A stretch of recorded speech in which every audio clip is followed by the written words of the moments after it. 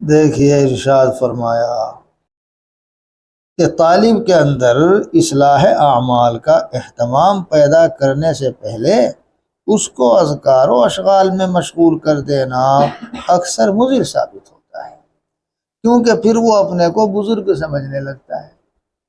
ہفتہ دو ہفتہ جہاں ذکر کیا، اب انتظار کرتا ہے کہ دیکھیں الہام کچھ ہونے شروع ہوتا ہے کہ نہیں، ہاں، اور دیکھتا ہے انوار پیدا ہو گئے کہ نہیں ہو گئے۔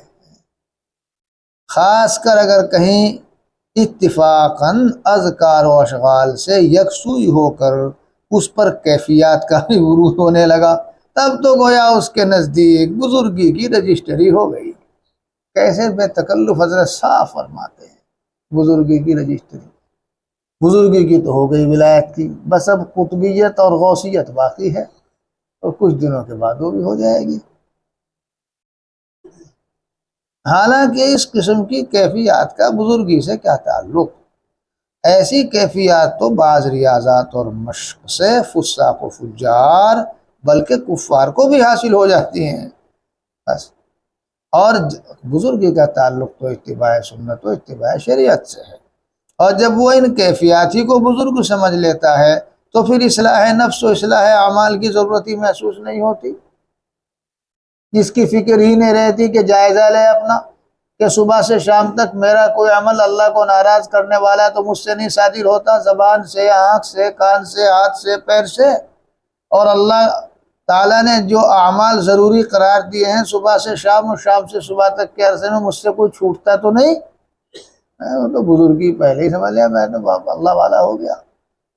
اس لیے ہمیشہ جہل میں مبتلا رہتا ہے، اور اصل مقصود یعنی وصول اللہ سے محروم۔ وصول اللہ کیفیات سے نہیں ہوتا بابا، وصول اللہ تو اعمال شریعت سے ہوتا ہے۔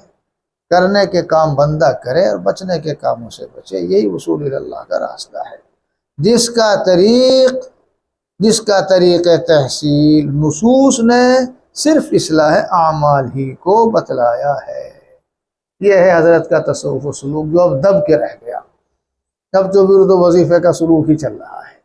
یہ سلوک کے ساتھ بد سلوکی، حضرت جلال آبادی قدس سرہ کے لب و لہجہ میں سلوک کے ساتھ بد سلوکی، ایسا دو بار تو ضرور فرماتے تھے، نہیں 3 بار فرماتے تھے، ایسی جگہ حضرت کا لہجہ بلند ہو جاتا تھا، اور فرماتا ایھا الطلاب، آیا خیال شریف میں یا نہیں آیا؟